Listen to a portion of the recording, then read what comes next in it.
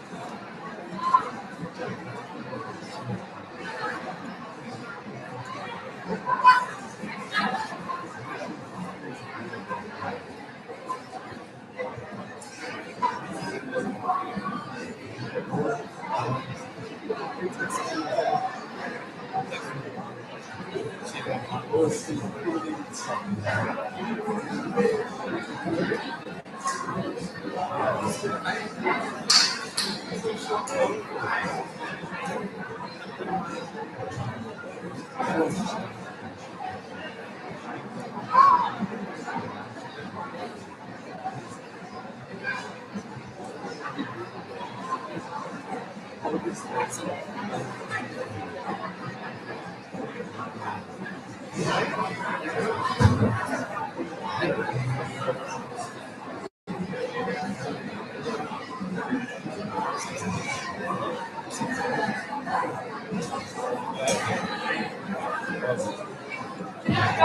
here? Yeah. That's a lot.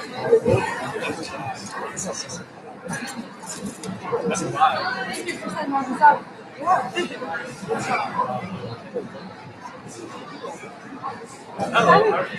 so it's been here as well. Oh, you missed your event. Oh, really? Wait, what's your approach to that's what? I do, yes. Yeah. I have French students. Oh, good, James. Wonderful, yeah. We have a really small French food class with only 14 people. So, it's pretty much the same, like half of that group. So how's your semester going? Yeah? Are you thinking about taking French next year? Right now, it's good. You do? Yeah.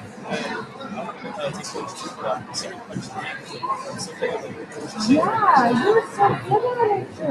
Oh. So what made you take French then? Well, I should say, I'm literally Okay. Yeah. Okay. Okay. You should definitely try to prepare for next year. You're so good. You're wasting talent. Things were you pulled up with something? No? Because when I went to the link, it wasn't working, and I'm assuming that's because it's not live. That's right, too. But it's broadcast. It says it's broadcast. So let's see.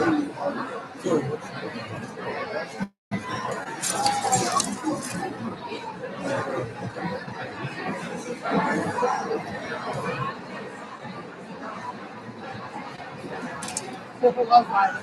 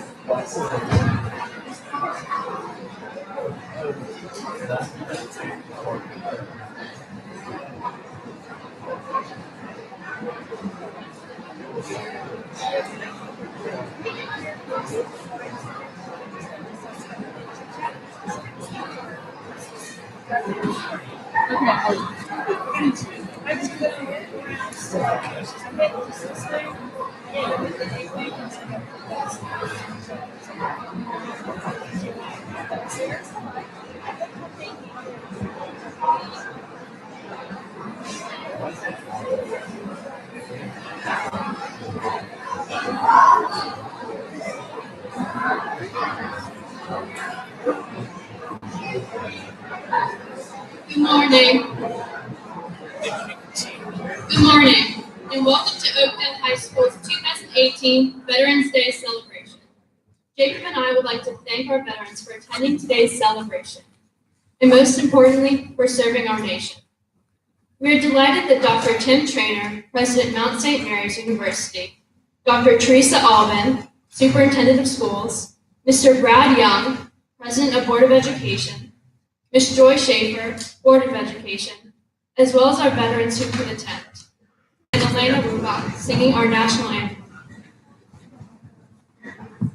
I pledge of allegiance to the flag of the United States of America and to the republic for which it stands, one nation, under God, indivisible, with liberty and justice for all.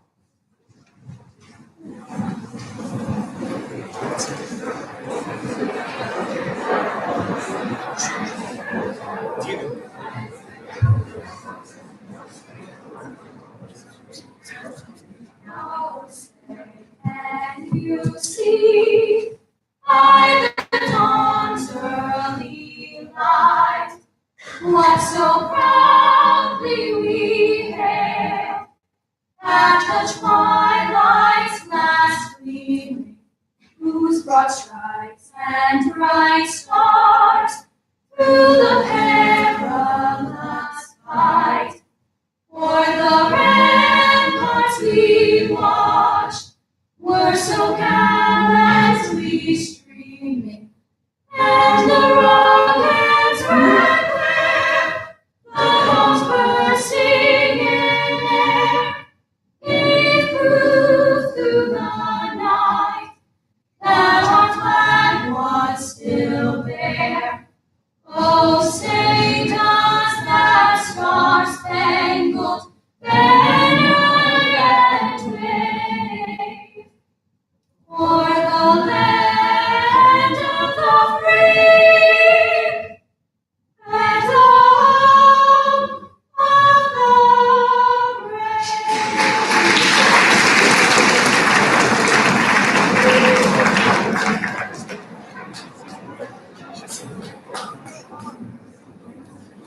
In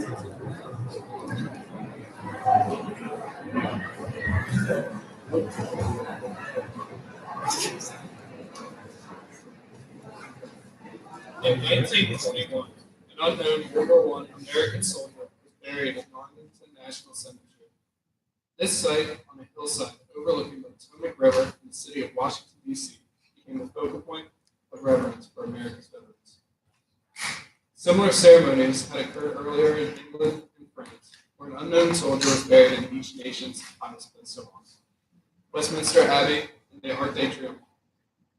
These memorial gestures took place on November 11th, giving universal recognition to the end of World War I. At 11 a.m., November 11th, 1918, the 11th hour, the 11th day, of the 11th month. The day became known as Armistice Day. In 1926, Armistice Day officially received its name through a congressional resolution. It became a national holiday in 1938 by a congressional act.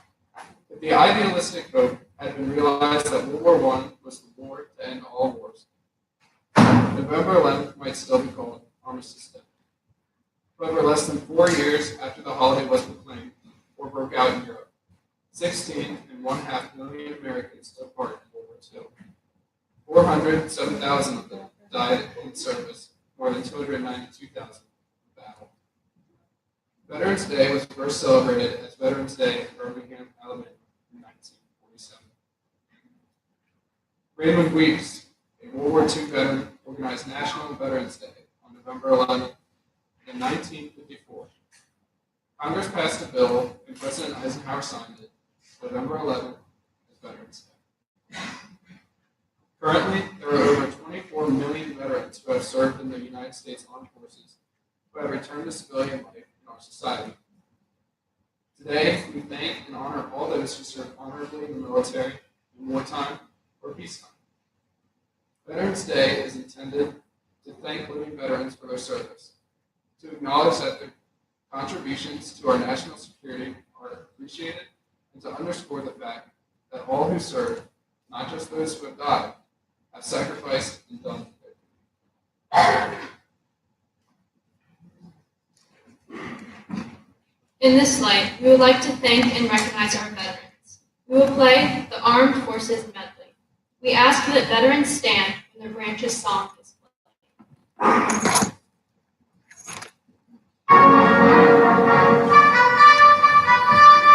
United States Army.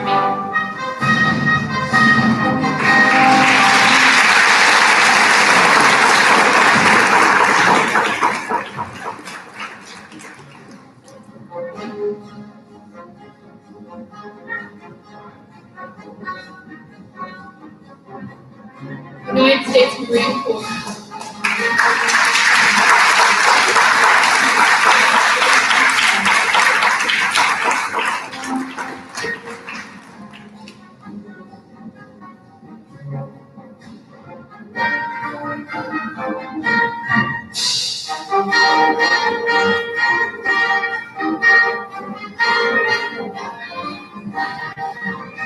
United States Navy.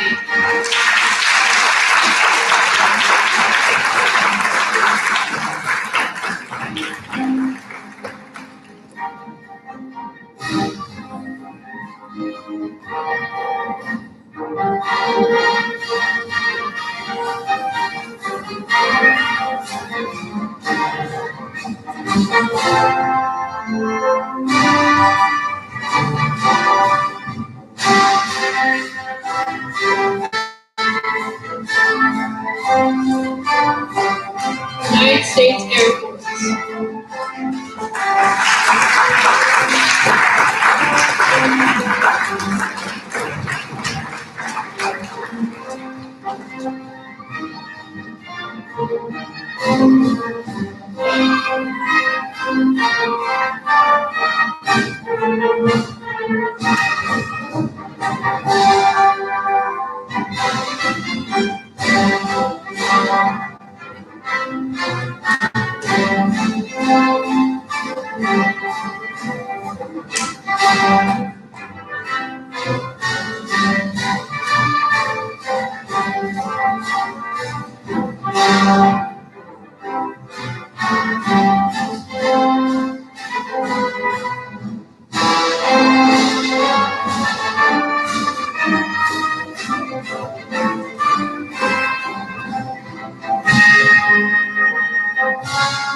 United States Coast Guard.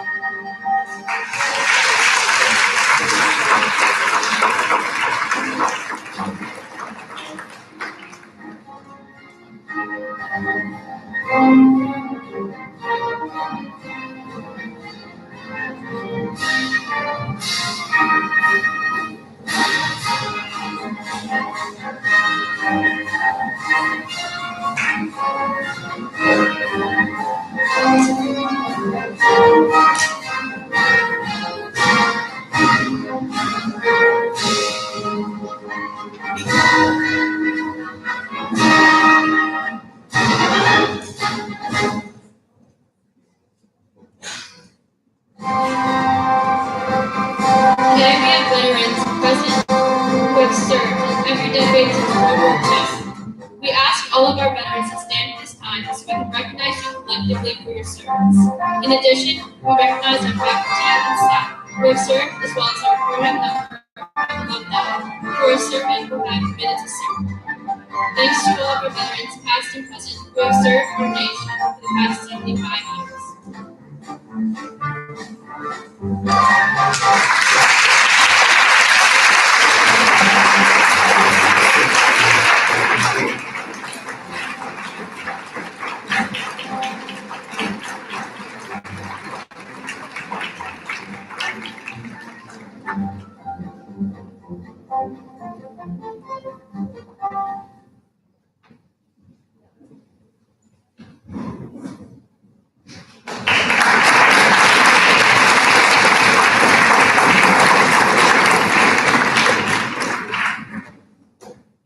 Today, we are honored to have Dr. Tim Traynor, President of Mount St. Mary's University, with us to deliver our keynote address.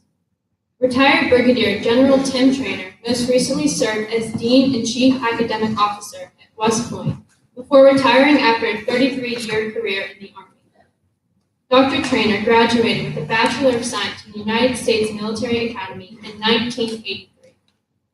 Has an MBA from the Fuqua School of Business at Duke, and a PhD in Industrial Engineering from North Carolina State University. As an engineer officer in the U.S. Army, Dr. Traynor served in operation assignments around the world, including Germany, Honduras, Fort Bragg, North Carolina, Fort Riley, Kansas, and Sarajevo, Bosnia. He deployed to Basra, Iraq in the summer of 2007 and worked with the UK-led provincial reconstruction team in helping with provincial Iraqi leaders to improve their infrastructure revitalization plans. Dr. Traynor is a fellow of the American Society of Engineering Management and was named the Engineering Manager of the Year for 2011 by the Society. He is the past president of Epsilon Mu Eta, the National Engineering Management Society. Dr. Traynor taught courses in engineering management, systems engineering, and decision analysis. Dr. Traynor is married to retired Colonel Donna Brazil, PhD, who led the psychology program at West Point until 2013, and now provides educational services and leadership development. Both their daughter, Captain Corey Traynor, an engineer, and son, First Lieutenant Dan Traynor, a helicopter pilot, are in the Army's 101st Airborne Division. Their youngest son, Second Lieutenant Zach Traynor, is an infantry officer training at Fort Benning, Georgia. Dr. Traynor's talk today is entitled, "While we honor those who have served in the past, today, we challenge those who will serve in the future." We are pleased to welcome Dr. Tim Traynor.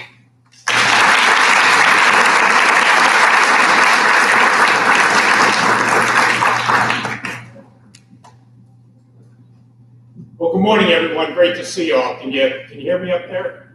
Back there, you hear me all right there? All right, great. Thanks. I want to thank Oakdale High School. Why don't you guys sit down? You don't need to stand. Relax. Relax a little bit. I won't make you stand there the whole time. I want to thank Oakdale High School for inviting me back. I had a lot of fun here last year, and I'm having fun so far today. So thank you for inviting me back. I want to thank our student MCs and also our students who sang the national anthem. They did a terrific job. How about we give them another round of applause?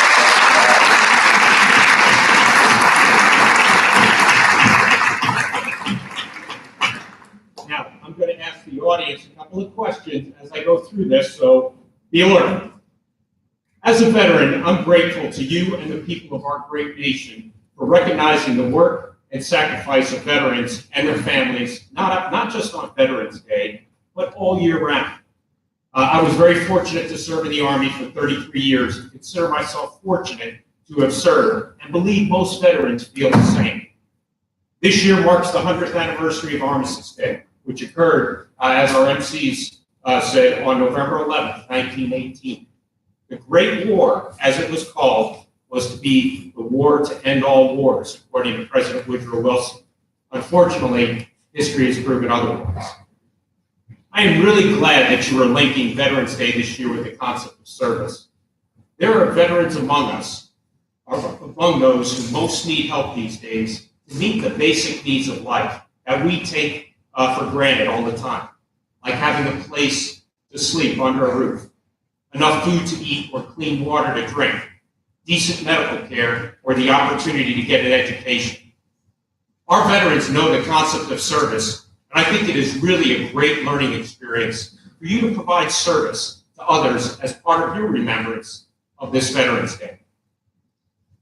Today, we remember those who have served and those who are still serving our nation's military, a special group of Americans to whom we all owe a great debt, and whose service guaranteed the freedom of our nation since our birth in 1776. A group of Americans with few resources or training who stood up to tyranny in spite of overwhelming odds of facing the army. They did that and won the freedom we so cherish today. Today we remember our American military members who courageously fought for independence. We remember the hundreds of thousands that died in the fields of Gettysburg, in the trenches of France during the First World War, on the beaches of Normandy and the deserts of Africa during World War II. And we have representatives of that war with us today. And sirs, man, you move me, and I know you move others with your dedication to service. Thank you.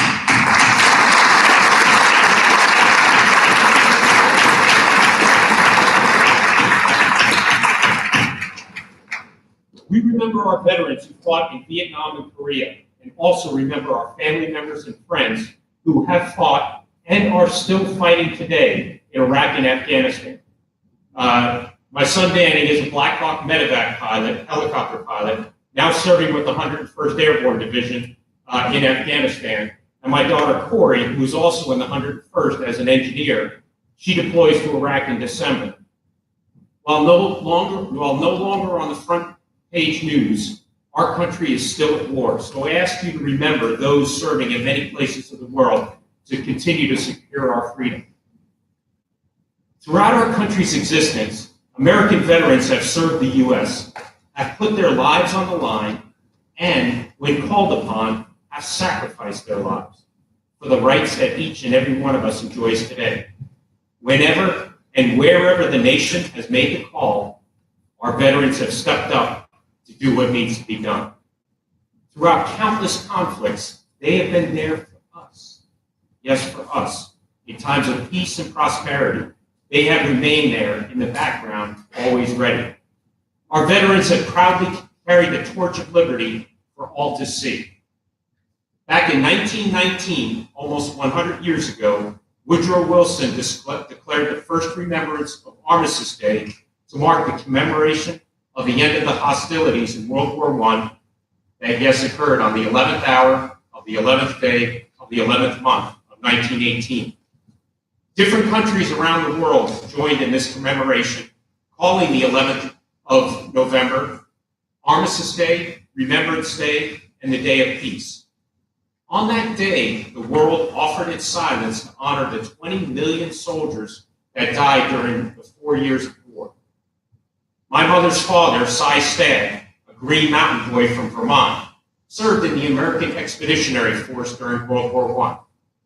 I still have letters written by Private Stagg that speak of his experiences in the trenches on the front lines in France and being gassed by the Germans who lobbed artillery shells filled with mustard gas at Allied lines. Okay, coming to quiz time now. I recently finished reading a book titled A Hobbit, a Wardrobe, and a Great War, written by Joseph LeConte. Can anybody recall what the word Hobbit comes from? Please. Lord of the Rings. Who was Lord of the Rings written by? Right there. Awesome, you got it. Okay, how about a wardrobe? What does that word conjure up in your mind? Oh, let me get another student. A wardrobe. Kind of similar. So I heard it back here. Yeah, Chronicles of Narnia. All right, who wrote that? Who wrote that? C.S. Lewis. You're right. You're right. Okay. Now, why do I bring that up? J.R. Tolkien and C.S. Lewis, both well-renowned authors, served in the trenches as soldiers during the First World War. And this book discussed how the life-changing experience of their service influenced greatly their writings. World War I changed the course of history and had a tremendous impact on many aspects of life, including literature for generations that continues today. In 2002, I was fortunate to serve in the war-torn country of Bosnia and Herzegovina on November 11th. I attended a very moving ceremony recognizing Remembrance Day conducted by our British comrades. A whole generation of young men in England was devastated during World War I. So this day is truly celebrated as a day of solemn remembrance in England and other countries. With time, America expanded the meaning of this day to include all of our veterans, not just those fallen during World War I. As our MC said, President Eisenhower in 1954 put this into public law, recognizing November 11th as a day to honor all veterans. So today we recognize and honor not just those who have fought for us throughout our nation's history, we recognize maybe with even more passion, those who at this very moment continue to protect our nation and fight against terrorism, against those who seek to change our commitment to freedom. Veterans Day is extremely important. The United States of America has the strongest military force in the world, yet it is a force made up of entirely of volunteers. If you lived in many other countries now, you would soon be forced into serving in the military. In America, our military men and women, over 1 million of them, are not motivated by their paychecks. There are plenty of better paying jobs out there. They are not attracted by a comfortable, safe, and easy job, as those in Iraq and Afghanistan can tell you. Instead, each and every one of our military members is motivated daily by a sense of higher purpose, by a job that, when done, well resounds past a salary, filling instead a need to do our civic and sacred duty. These are the rewards our veterans also get when they help battle wildfires and serve those in need after hurricanes here at home or in places like Puerto Rico. These are the rewards they get when their job ensures that people they love and care for are protected. As we honor and remember our veterans this week, we make our appreciation for their efforts felt and can make it a bit easier for them to endure all they do when in harm's way. For those veterans who have paid the ultimate price while serving our nation, we can honor their families by understanding the sense of loss they suffer day in and day out, in silence, as they also honor and remember them. I finished my Army career by having the honor of serving for 6 years as the Dean and Chief Academic Officer at the United States Military Academy of West Point. There, I was so impressed with the current generation of young people, your peers, who chose to step up and answer the call to serve our country in the military. They are part of a select group today of 0.5% of our population who serve in the armed forces. I was proud that they chose to serve while we, and continue to be, a nation at war, volunteering knowing they would be serving in harm's way after graduation. Soldiers, sailors, Marines, airmen, and women, and those serving in the Coast Guard don't see themselves as being brave or special. They just say they're doing their jobs. Many have deployed multiple times, and many who were injured during these deployments want to go back, not out of a sense of revenge, but out of a sense of teamwork and duty. They fight for our security in an insecure world because that's what they promised they would do. Our democracy depends on the willingness of its finest men and women to step forward and to serve, to dedicate themselves to a greater cause, the cause of protecting our democracy.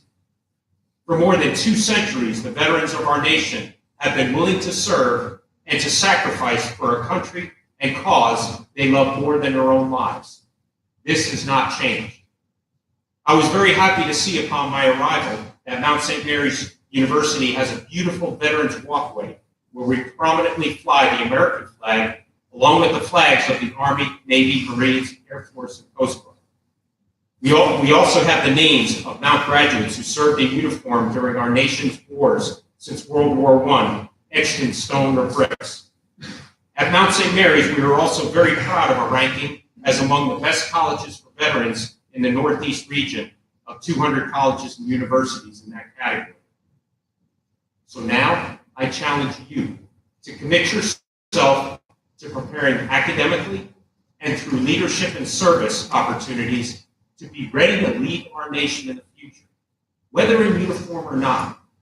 We need people who can think critically and creatively, who can think on their own and not be distracted or influenced by loud and demonstrative rhetoric that is discriminatory and filled with hate. You develop these critical thinking and creative problem-solving skills by applying yourself in school, by reading and engaging in intellectual exercise and discourse with teachers, parents, friends, and peers.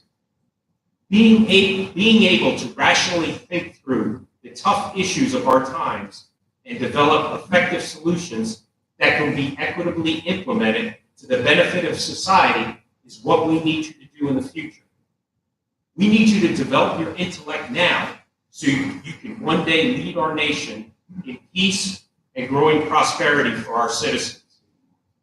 But intellect alone is not enough. You need to use it to benefit others. You can do this by challenging yourself now through leadership opportunities in your school, church, teams, or community.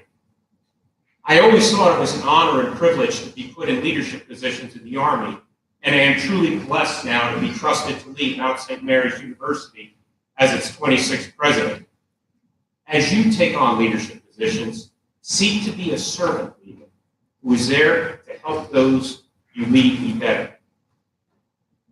One of the best ways you can practice leadership now is to take part in service projects around school and in your community. The sense of purpose and accomplishment you get from helping others is absolutely rewarding. At the Mount, our mission is to help people lead lives of significance in service to God and others. You don't need to wear a military uniform to serve.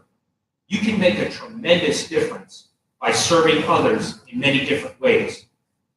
Helping to organize and implement a service project is one great way to get leadership experience in high school.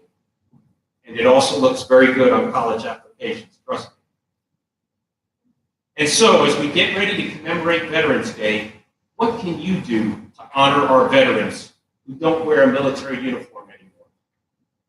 Please remember that they have done their duty, and they and their families have made countless sacrifices for all of us. What is more, even as they reluctantly put away their military uniforms, some continue to serve our country as our teachers, while others still continue to protect and keep us safe here at home as our police officers and emergency responders. These veterans continue to serve our nation as citizens, and we owe them our consideration, our respect, and our thanks. So please, honor our veterans, thanking them not just with your words, but with your actions. Thank our veterans by taking advantage of all the rights they have secured with their blood, the rights they continue to defend every day. Yesterday was Election Day, And while you might not yet be able to vote, I encourage you to register when first eligible. Veterans secured that right for you, so pay them back by exercising your hard-won right to participate in our democracy by voting. Take the opportunity to lead your lives well, to be good sons, daughters, friends, and citizens. This is the thanks we Americans owe our veterans, a humble gesture of gratitude from a very grateful nation. If you have a relative or neighbor who is a veteran, I ask you to please thank them this week.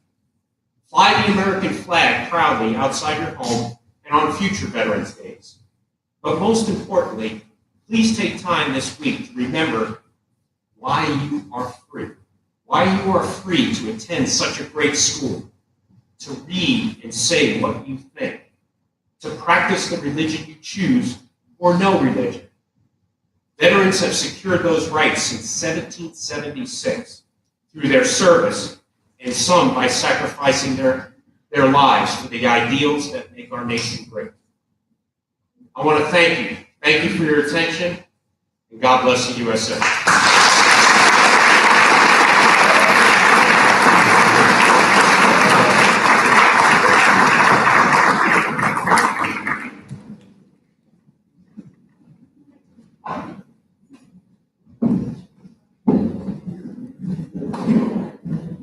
Thank you, Dr. Trainer. We appreciate your insight. At this time, Brenna Hollingshead and Sarah Lamar will sing God Bless Me.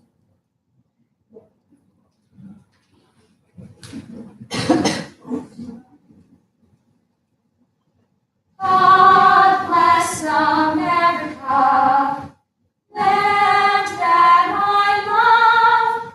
Stand beside her and guide her through the night with the light from above. From the mountains to the prairies, to the oceans white with foam. God bless America, my home sweet home. God bless America, my home sweet home.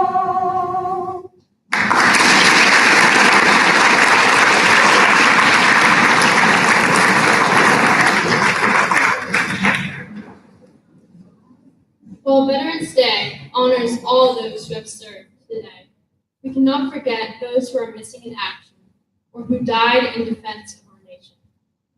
If you look to the right-hand side of the stage, you will see the small table set for one.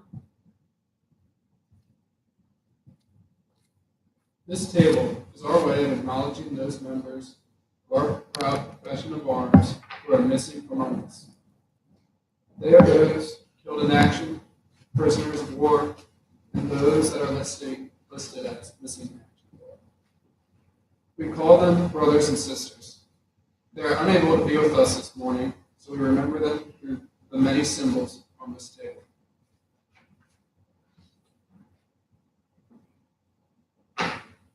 The tablecloth is white, symbolizing the purity of their intentions to respond to the country's call to arms. The single rose in the vase reminds us of those families and loved ones of our comrades in arms who have fallen.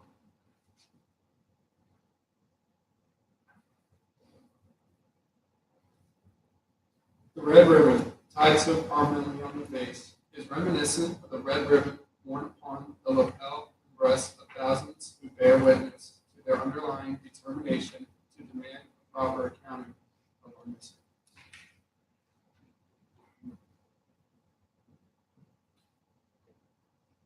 A slice of lemon is on the bread plate to remind us of their bitter fate.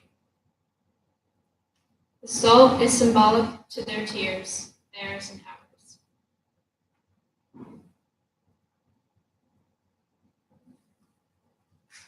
The glass is inverted. They cannot toast with us this night. The chairs are they're not here.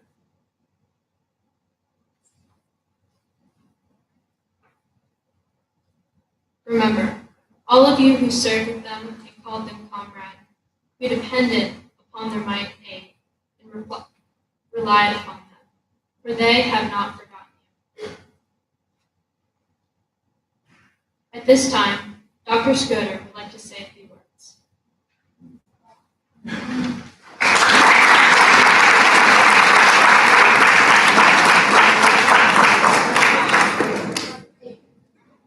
What they don't know is in the script. I would like to thank Dr. Trainer and our veterans for joining us today. One of the great joys of mentoring our Veterans Day program is that I find myself calling, texting, and emailing dozens of veterans whom I am privileged to know. I always find myself waxing a little nostalgic when I call my old company commander, Morris Langston, who I served under 40 years ago. Ms. Colleen Bernard cannot be with us today. She's the social studies curriculum specialist. I think it's grading bridge projects. She organized numerous Veteran Day celebrations at Urbana High and brought the tradition here to Oakdale, when she taught here. This past Saturday, I swapped several texts with Second Lieutenant Kevin Hine, United States Marine Corps, Oakdale Class of 2013, who is presently serving as an artillery platoon leader at 29 Palms.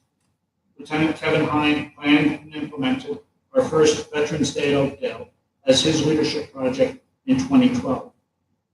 Ensign Nicolette Kober, United States Navy, Oakdale Class of 2014, was here a few weeks ago. She is presently awaiting her orders to flight school. Ensign Kober helped ensure that all of our recruiters would have a strong presence here today. Today, I think it's also important to recognize Katie Calvin for her making this day possible. Many are unaware of this, but there was a second part to Katie's project.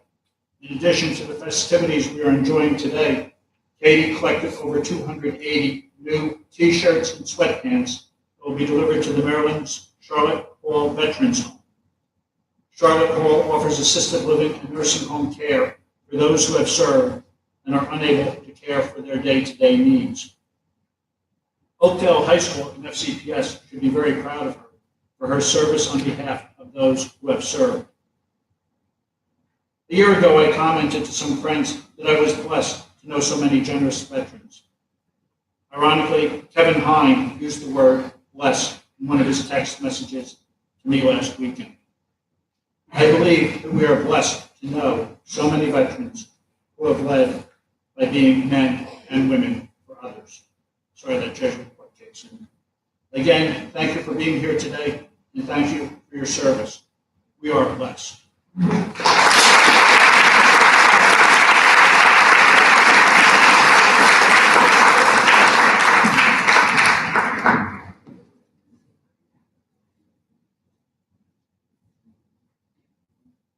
Again, we would like to thank Dr. Trainer and our veterans for their service and for joining us today. We will conclude with Elena Rubach singing America the Beautiful. Oh, beautiful for spacious skies, for amber waves of gray, for purple mountain majesties above the fruited plain.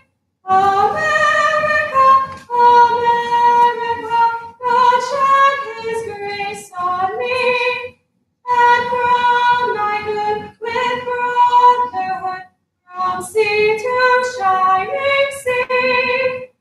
Oh, beautiful for patriot stream that sees beyond the years.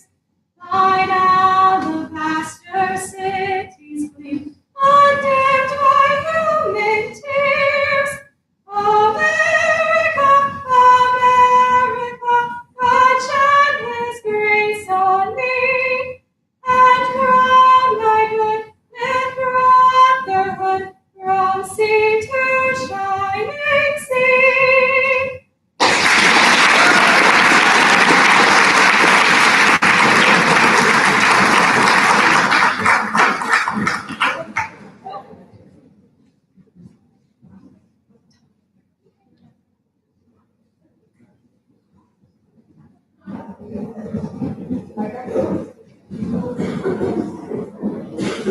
this time, all students can return to set, and veterans can head up to B200 for a veterans luncheon.